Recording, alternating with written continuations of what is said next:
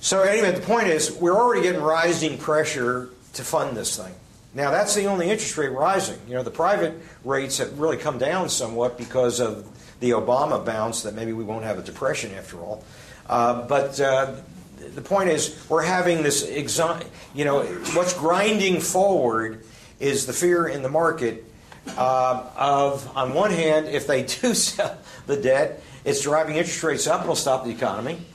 If they do sell the debt, we're then faced with the tax bill. And I gave you some idea last time of the size of the tax bill. And as I indicated for those of you who weren't here last Tuesday, it appears for those who are under $150,000 in income, and the reason I say 150 is because they're raising the tax rate. They plan to raise the tax rate above the 150 level. So even if you're not at the planned explicit tax level to where you can expect your marginal tax rate to go up, but for those of us under 150 where they're protecting us, it looks like about a $20,000 a year forever added tax burden to pay this decade's accumulation of debt. And that doesn't include the Medicare, Medicaid stuff that's coming down the road. So if the higher, so then you got two major reasons for restraining the economy. It's driving the interest rates up if indeed they fund it, and it's causing our after-tax income to decline dramatically. And so we now have a double-edged sword here. And then the question becomes what's going to happen. Well, either of those are going to stop the economy. Because remember, the interest rates rise. I showed you earlier all that variable rate turnovers of private that are based on oftentimes the Treasury rate. So if the Treasury rate rises, then we're going to have to pay more to the banks for floating rate. So it's going to cut the economy off. And other people describe it as crowding out, that the government sector is crowding out private financing. So however you look at it, it's not good, and it's a major deterrent to economic growth. I don't know what kind of number to put on that because it's going to be the elasticity of lost spending relative to the higher interest cost of capital we're experiencing. And I'm not sure what that elasticity is, but it's certainly positive. You want to be generous and call it 1%? All right. I'm not sure. The rising interest rates and the throwing out the rule book on rules of law, I don't know. That's got to cut. Let's be generous and say it's going to cut back GDP spending by 1%. I think that's very generous. But in any event, I think it's very conservative. Last one, number 6, the inflation-deflation story. It continues to grind forth. And even Alan Greenspan got into it this week, and he, with the last article, or is it the next to last article? Yeah, the last article in the packet. Inflation, the real threat to sustained recovery. And he made some good points, and he made some silly points too, I think, myself. But we still have this issue of when the Fed turns itself from a very narrow central bank that basically funded itself by printing money, and almost 100% of that money was used to buy treasuries, which is where we stood at the end of 2006 in the balance sheets I've given you. And they expanded their scope to be a private bank when all other private sources went away in October of 2008. So the Fed is now expanded its balance sheet enormously, like from $900 billion to about $2.2 trillion, I think. At one point it was at $2.3 trillion. All the additional assets they purchased were private assets, were loans to the private sector, financial and non-financial. So it totally changed the character of the Federal Reserve on the asset side. Now on the liability side, namely how do you pay for all this, it gets rendered in what the liabilities are. And of course, those who tend to be somewhat paranoid about I can't use that word, concerned about the central bank being under control, start screaming money, money, money. They're printing money, money, money. Well, it turns out when we looked at the balance sheet, very little of the expansion on the right-hand side was by actually printing money, but it's more to the effect that they wrote a check for the assets, and the commercial banks, who, by the way, who then received the check, could ask for the cash anytime they want. they would call up the Federal Reserve and ask for a Brinks car very quickly to deliver the cash. But most of it, the great majority, like $800 billion of the Fed expansion, was deposited by the commercial bank receiving the check as a deposit at the central bank. So the Fed expanded its balance sheet enormously, but so far, very little in added money. As a matter of fact, it's only about 10% more in actually Federal Reserve notes than we had 2 years ago. So that's less than a 5% increase per annum. But nonetheless, there are those among us who yell inflation, inflation, inflation, and that does have an impact, because if you yell and it creates inflation expectations, what happens in the bond market or in the debt markets is inflation expectations get priced into the debt markets. And remember, the debt market is basically a fixed income market. And if you're receiving a fixed number of dollars for each bond you hold, and if you anticipate the inflation rate will rise dramatically, that fixed coupon of income you're receiving will buy less goods in the future. And that's true whether you're a financial institution living on the income, or you and I are going to live on the retirement income in later points. So if you expect inflation, then all fixed income ends up with a lower price.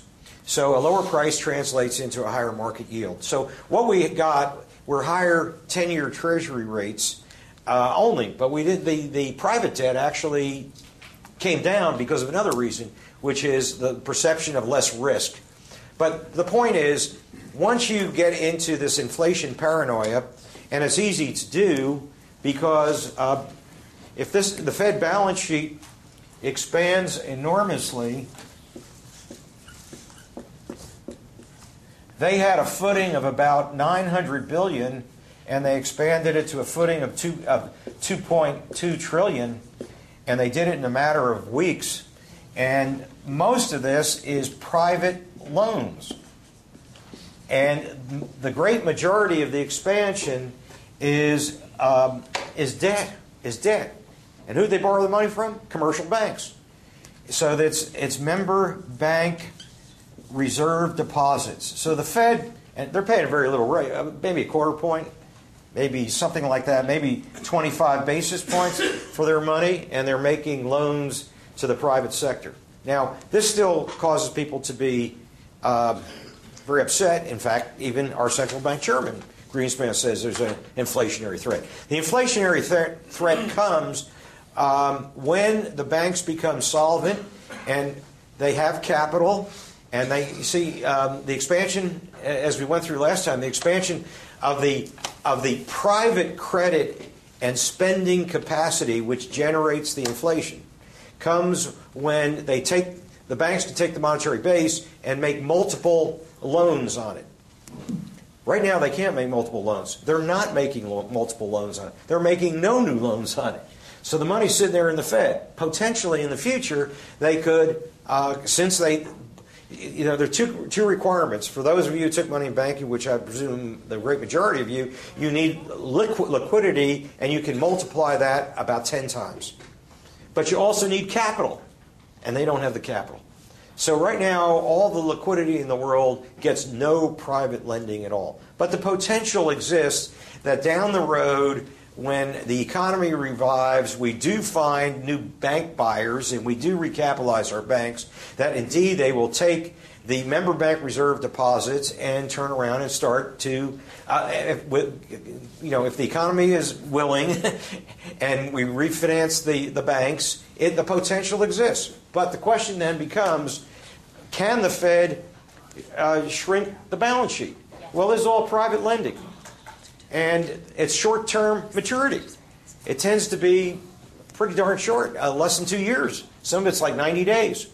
So the Fed envisions themselves getting out of the private banking business when the economy revives by setting the rate they charge the private borrowers something higher than what the market would provide. And hence, these people will pay the loans off and then and retire, and the Fed will shrink back to its regular size.